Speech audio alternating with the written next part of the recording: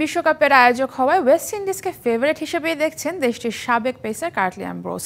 সেই সাথে ক্যারিবীয়রা সমর্থন পাচ্ছে এবারের বিশ্বকাপের শুভেচ্ছা দূত জামাইকান অ্যাথলেট উসাইন বোল্টেরও।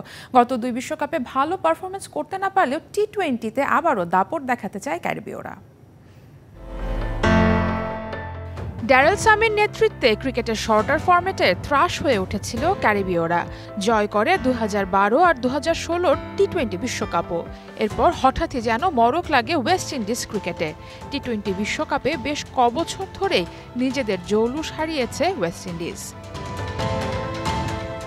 গেল ওয়ানডে বিশ্বকাপে কোয়ালিফাই করতে পারেনি। শেষ দুই টি-20 বিশ্বকাপে মাত্র 2টি ম্যাচ জিততে পেরেছে ক্যারিবীয়রা। 2022 আসরে তো প্রথম রাউন্ড থেকেই বিদায় নিতে হয়েছিল তাদের। তবে এবারের বিশ্বকাপে নিজেদের দেশের তারকা খেলোয়াড়দের সমর্থন পাচ্ছে আয়োজক দেশটি। এবারের আসরে ওয়েস্ট ইন্ডিজকে চ্যাম্পিয়ন দেখছেন জ্যামাইকান স্প্রিন্টার ও বিশ্বের দ্রুততম মানব উসাইন বোল্ট। শুভেচ্ছাদূত বোল্ট বলেছেন, নিজেদের মাটিতে আবারও দাপট দেখিয়েই কাপ জিতবে ক্যারিবীয়রা। নিজ দলকে শক্তিশালী বলছেন ওয়েস্ট ইন্ডিজের কিংবদন্তি পেসার কার্টলি অ্যামব্রোস। তবে অ্যামব্রোস আবেগে নয়, একথা বলেছেন দলের পারফরমেন্স বিচার করেই। গত 14 মাসে এই ফরম্যাটে বেশ ছন্দে আছে ওয়েস্ট ইন্ডিজ।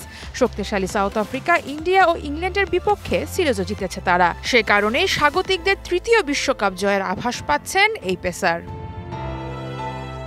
এবারের আসরে সি গ্রুপে নিউজিল্যান্ড, আফগানিস্তান, পাপুয়া নিউগিনি ও উগান্ডার সাথে খেলবে ওয়েস্ট ইন্ডিজ। আগামী 2 জুন পাপুয়া নিউগিনির বিপক্ষে ম্যাচ দিয়ে শিরোপা পুনরুদ্ধারের মিশনে নামবে ক্যারিবীয়রা। সারা মাহবুব, ডিবিসি নিউজ ডেস্ক। নগদে 500 টাকা বা তার বেশি পেমেন্টে পেতে পারেন ঢাকায় জমিসহ 20 কোটি টাকার পুরস্কার।